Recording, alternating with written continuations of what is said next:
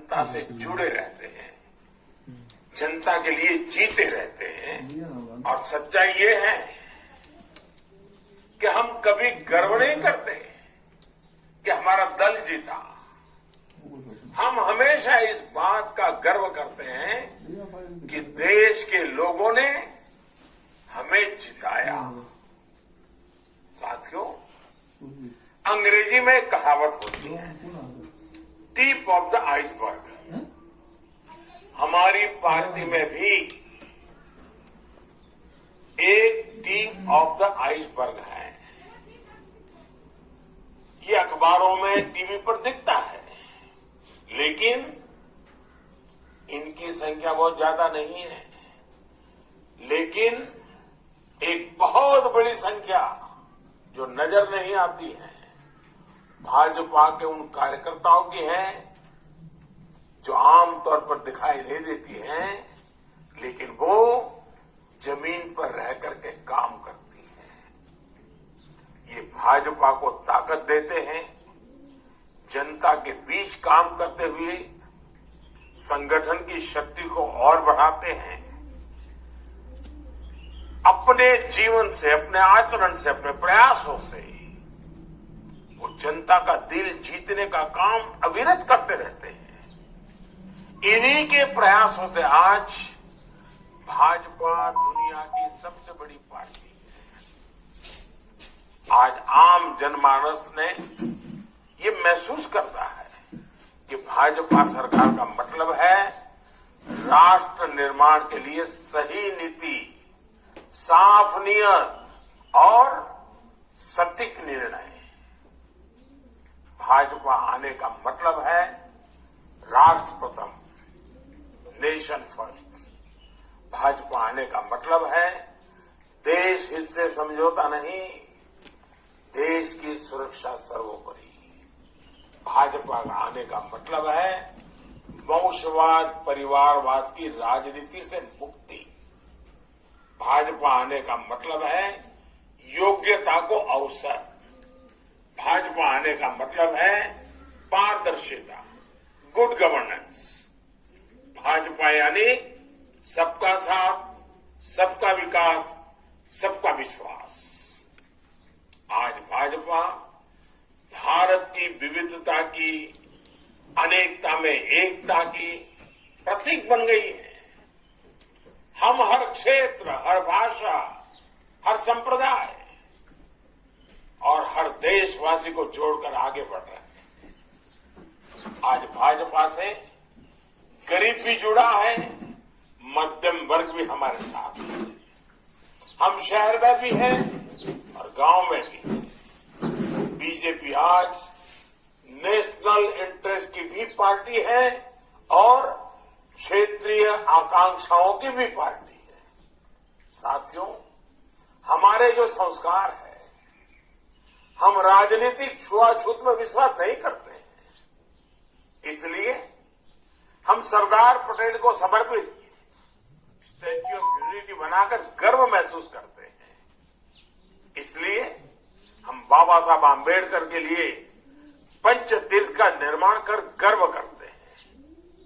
हम खुले दिल से भाजपा के घोर विरोधी रहे व्यक्तियों का भी सम्मान करते हैं, उन्हें सम्मान देते हैं। भारत रत्न से लेकर पद्म पुरस्कार इसका उदाहरण है। पद्म पुरस्कारों में हमने जो बदलाव किए हैं वो तो अपने आप में पूरी एक गाथा है। वो तस्वीर कौन भूल सकता है और उस तस्वीर को देख करके कौन भावुक नहीं हो सकता था। जब पैर में जूते नहीं होते हैं और कोई वृद्ध मां राष्ट्रपति के हाथों सम्मान प्राप्त करती है, ऐसा हम कैसे कर पाते हैं। अननोन लोगों को, जिनके कार्य को पहचानना और इतने बड़े सम्मान से उनको जोड़ना, क्योंकि हम जड़ों से जुड़े रहते हैं, क्योंकि हम जमीन से जुड़े रहते हैं। पद्म पुरस्कार सरकार का निर्णय तो है ही, लेकिन इस निर्णय के पीछे भाजपा की कार्यशैली और भाजपा के संस्कार है। साथियों, ये भाजपा ही है जहां कार्यकर्ता अपना तन मन धन देकर पार्टी की सेवा करते हैं। सैकड़ों कार्यकर्ता पार्टी के लिए अपना बलिदान दे चुके हैं। सैकड़ों कार्यकर्ताओं को मौत के घाट उतार दिया गया है। केरल और पश्चिम बंगाल जैसे राज्यों में हमारे कार्यकर्ताओं को धमकियां दी जाती हैं, उन पर हमले होते हैं, उनके परिवार पर हमले होते हैं। लेकिन देश के लिए जीना मरना, एक विचारधाराओं को लेकर के अड़े रहना, डटे रहना, यही तो भारतीय जनता पार्टी के कार्यकर्ता की विशेषता है। वहीं दूसरी तरफ वंशवाद और परिवारवाद का हश्र भी 21वीं सदी का भारत देख रहा है। स्थानीय आकांक्षाओं के सहारे जो स्थानीय पार्टियां खड़ी हुई, बाद में वो भी एक परिवार की, एक दो लोगों की पार्टियां बनकर रह गई। नतीजा आज सामने, ऐसी पार्टियों ने जो नकली सेकुलरिज्म का नकाब पहन रखा था, वो भी उतरना शुरू हो गया है। सेकुलरिज्म का हमारे यहां मतलब बना दिया गया है कि कुछ ही लोगों के लिए योजनाएं, कुछ ही लोगों के लिए फेवर, वोट बैंक के हिसाब से नीतियां, जो सबके लिए योजना बनाता है, सबके अधिकार की बात करता हो, सबके लिए काम करता हो, उसे ये लोग कम्युनल कहते कहते थकते नहीं है। लेकिन सबका साथ, सबका विकास, सबका विश्वास के मंत्र ने आज इन परिभाषाओं को बदलना शुरू कर दिया है।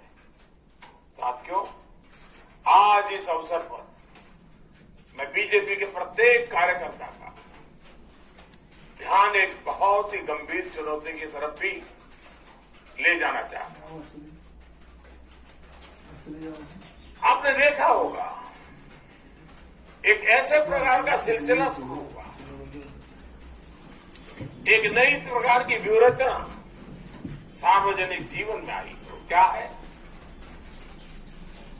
आज गलत नैरेटिव बनाए जाते हैं। कभी सीए को लेकर, कभी कृषि कानूनों को लेकर, कभी लेबर लॉ को लेकर। बीजेपी के प्रत्येक कार्यकर्ता को समझना होगा कि इसके पीछे सोची समझी राजनीति है। ये एक बहुत बड़ा षड्यंत्र है। इसका मतलब है देश में राजनीतिक अस्थिरता पैदा करना। इसलिए देश में तरह तरह की अफवाहें फैलाई जाती हैं, भ्रम फैलाए जाते हैं, झूठ फैलाया जाता है, काल्पनिक भय की मायाजाल खड़ी कर दी जाती है। कभी कहा जाता है कि संविधान बदल दिया जाएगा, कभी कहा जाता है आरक्षण समाप्त कर दिया जाएगा, कभी कहा जाता है नागरिकता छीन ली जाएगी, कभी कहा जाता है किसानों की जमीन छीन ली जाएगी।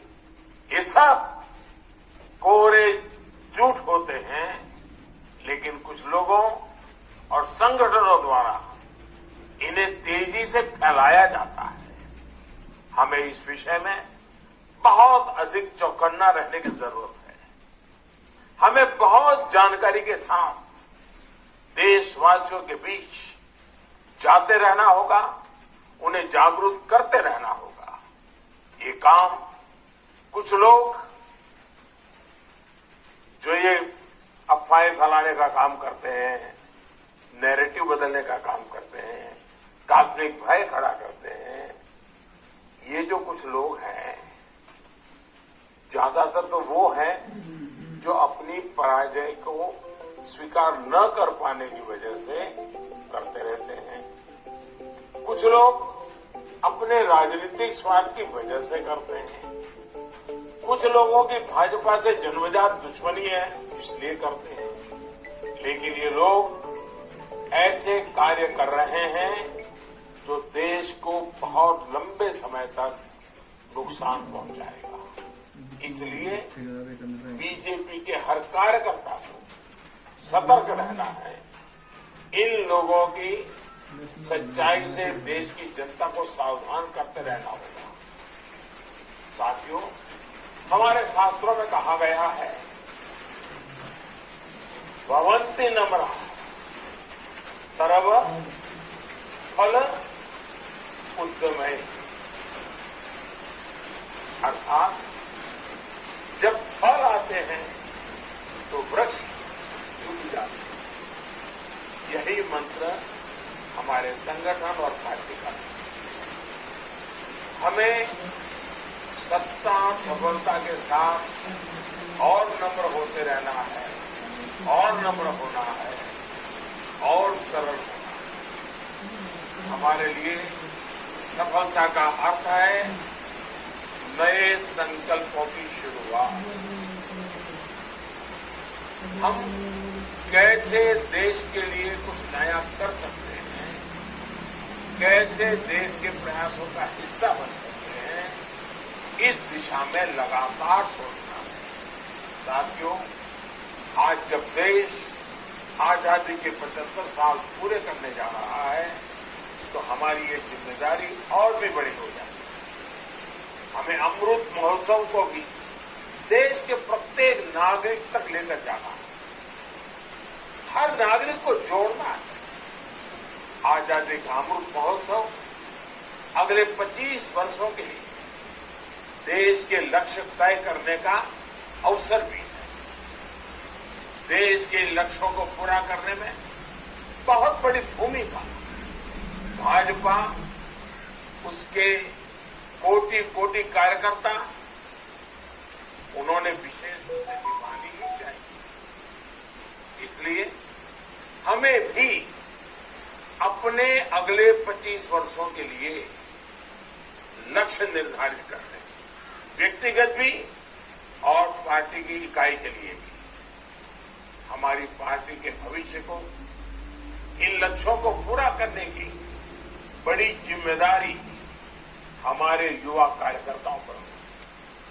साथियों, भारत का जन जन और देश का कण कण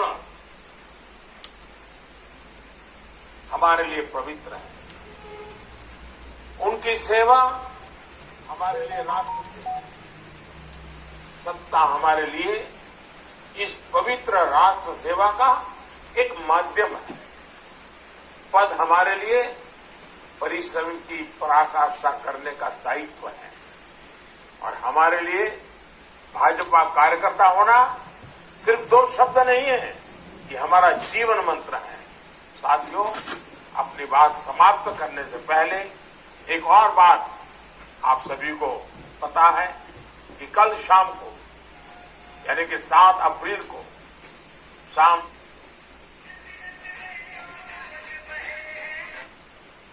आप सभी इस चर्चा का हिस्सा हैं। याद रखिए, 7 अप्रैल शाम 7 बजे। और मैं चाहूंगा अधिक से अधिक परिवार, अधिक से अधिक विद्यार्थी मित्र इस संवाद में जरूर जुड़े और उनसे भी मुझे कुछ फीडबैक मिले। आप भी अपने सुझाव भेजिए ताकि ये परीक्षा पे चर्चा और समृद्ध होती रहे, हमारी नई पीढ़ी को ये बातें कुछ काम आती रहें, उसमें मुझे आपकी मदद मिल जाएगी। साथियों, आप सभी स्वस्थ रहें, प्रसन्न रहें, इसी तरह देश सेवा करते रहें। इसी विश्वास, इसी शुभकामना के साथ फिर एक बार आज भारतीय जनता पार्टी के स्थापना दिवस पर बहुत बहुत शुभकामनाएं देते हुए आप सबको बहुत बहुत धन्यवाद देता हूं। वंदे मातरम।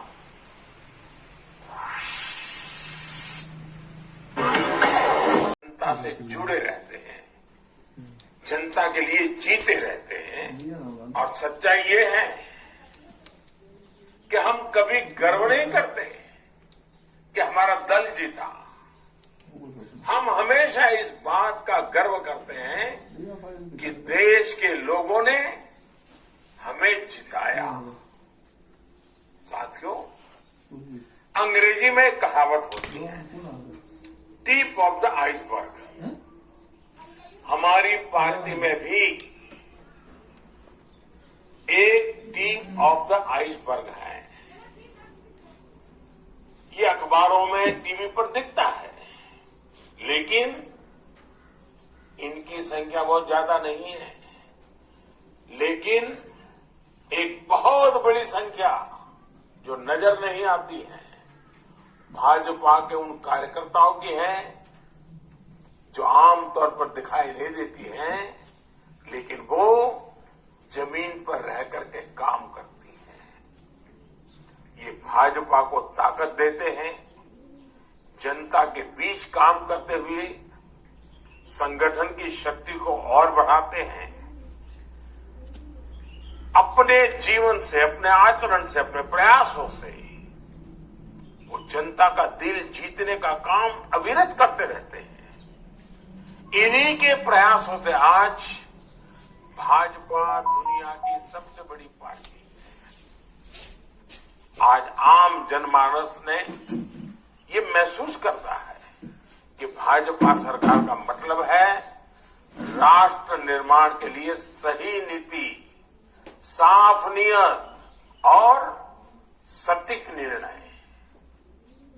भाजपा आने का मतलब है राष्ट्र प्रथम, नेशन फर्स्ट। भाजपा आने का मतलब है देश हित से समझौता नहीं, देश की सुरक्षा सर्वोपरि। भाजपा का आने का मतलब है वंशवाद, परिवारवाद की राजनीति से मुक्ति। भाजपा आने का मतलब है योग्यता को अवसर। भाजपा आने का मतलब है पारदर्शिता, गुड गवर्नेंस।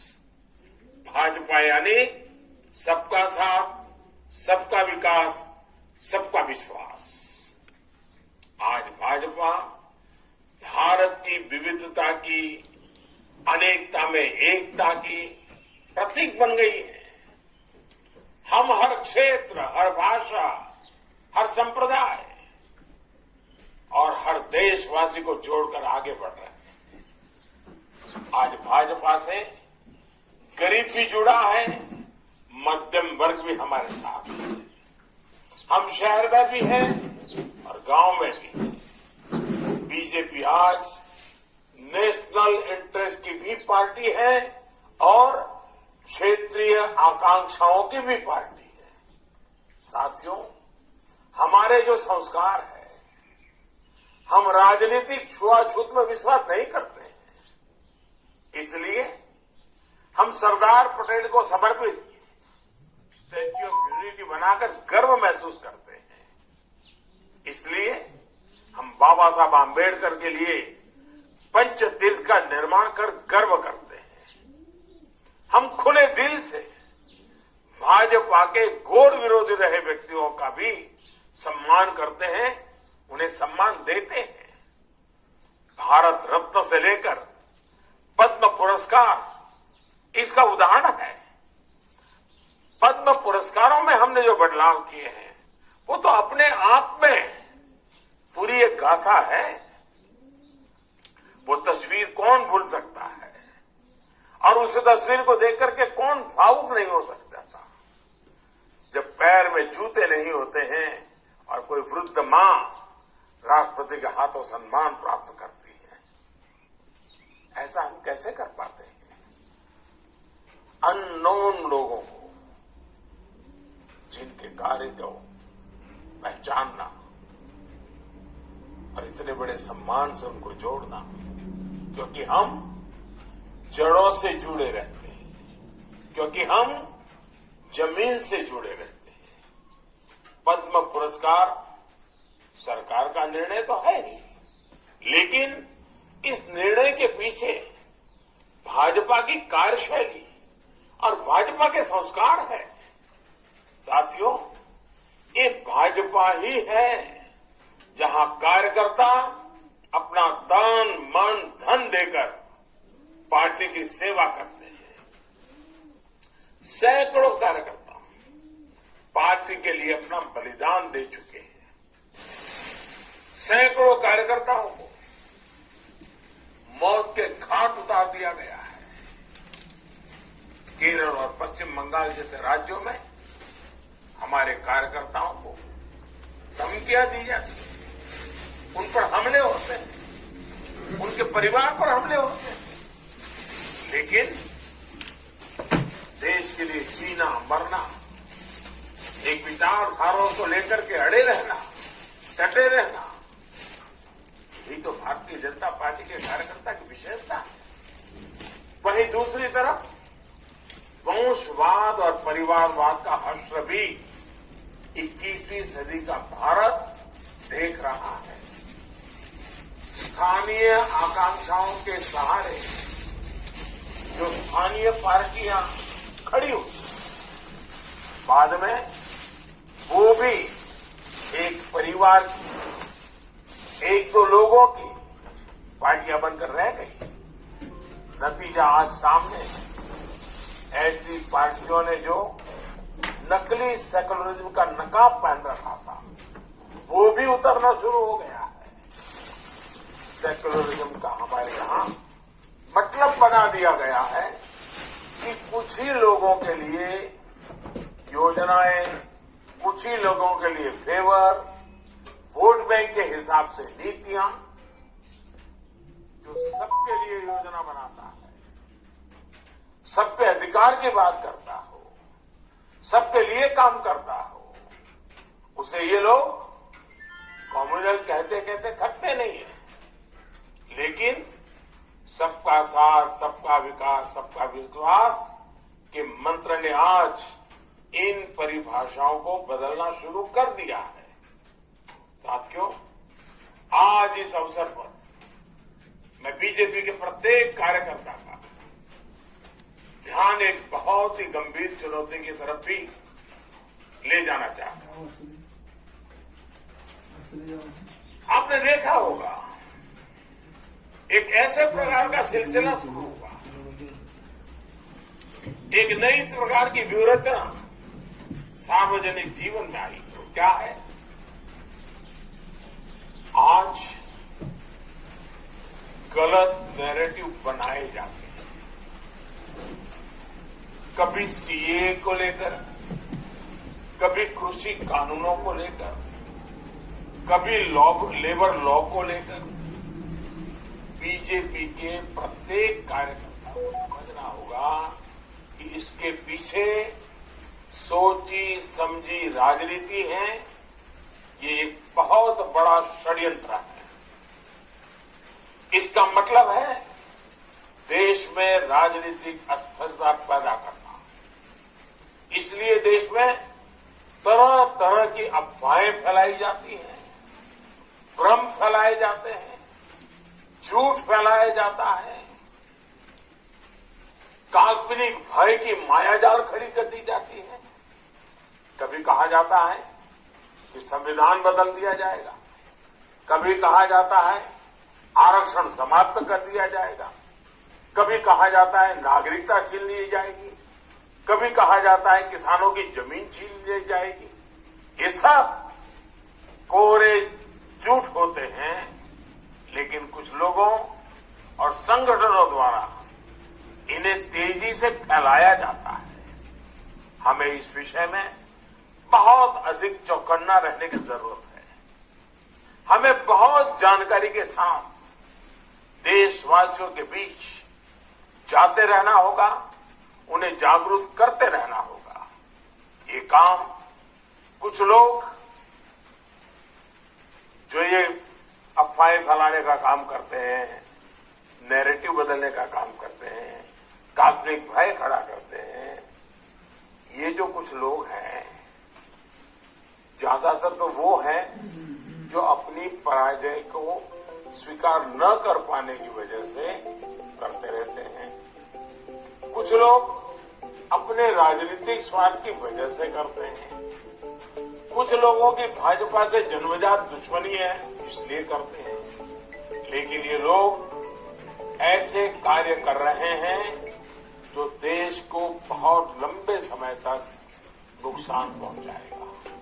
इसलिए बीजेपी के हर कार्यकर्ता को सतर्क रहना है। इन लोगों की सच्चाई से देश की जनता को सावधान करते रहना होगा। साथियों, हमारे शास्त्रों में कहा गया है, भवन्ति नम्रा तरव फल उद्यमय, अर्थात जब फल आते हैं तो वृक्ष झुक जाते हैं। यही मंत्र हमारे संगठन और पार्टी का है। हमें सत्ता सफलता के साथ और नम्र होते रहना है, और नम्र होना है, और सरल होना है। हमारे लिए सफलता का अर्थ है नए संकल्पों की शुरुआत। हम कैसे देश के लिए कुछ नया कर सकते हैं, कैसे देश के प्रयासों का हिस्सा बन सकते हैं, इस दिशा में लगातार सोचना है। साथियों, आज जब देश आजादी के 75 साल पूरे करने जा रहा है तो हमारी ये जिम्मेदारी और भी बड़ी हो जाती है। हमें अमृत महोत्सव को भी देश के प्रत्येक नागरिक तक लेकर जाना है, हर नागरिक को जोड़ना है। आजादी का अमृत महोत्सव अगले 25 वर्षों के लिए देश के लक्ष्य तय करने का अवसर भी है। देश के लक्ष्यों को पूरा करने में बहुत बड़ी भूमिका भाजपा, उसके कोटि कोटि कार्यकर्ता, उन्होंने विशेष रूप से निभानी ही चाहिए। इसलिए हमें भी अपने अगले 25 वर्षों के लिए लक्ष्य निर्धारित करने, व्यक्तिगत भी और पार्टी की इकाई के लिए भी। हमारी पार्टी के भविष्य को, इन लक्ष्यों को पूरा करने की बड़ी जिम्मेदारी हमारे युवा कार्यकर्ताओं पर है। साथियों, भारत का जन जन और देश का कण कण हमारे लिए पवित्र है। उनकी सेवा हमारे लिए राष्ट्र सेवा, सत्ता हमारे लिए इस पवित्र राष्ट्र सेवा का एक माध्यम है। पद हमारे लिए परिश्रम की पराकाष्ठा करने का दायित्व है। और हमारे लिए भाजपा कार्यकर्ता होना सिर्फ 2 शब्द नहीं है, ये हमारा जीवन मंत्र है। साथियों, अपनी बात समाप्त करने से पहले एक और बात आप सभी को पता है कि कल शाम को, यानी कि 7 अप्रैल को शाम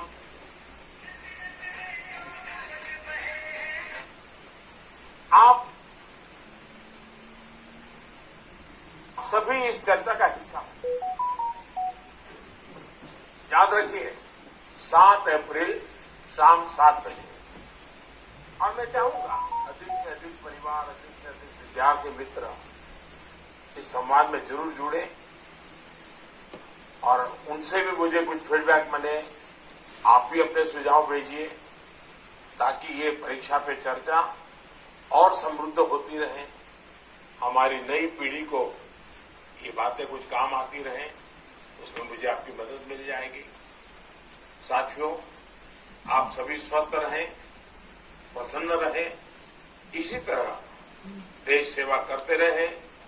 इसी विश्वास, इसी शुभकामना के साथ फिर एक बार आज भारतीय जनता पार्टी के स्थापना दिवस पर बहुत बहुत शुभकामनाएं देते हुए आप सबको बहुत बहुत धन्यवाद देता हूं। वंदे मातरम।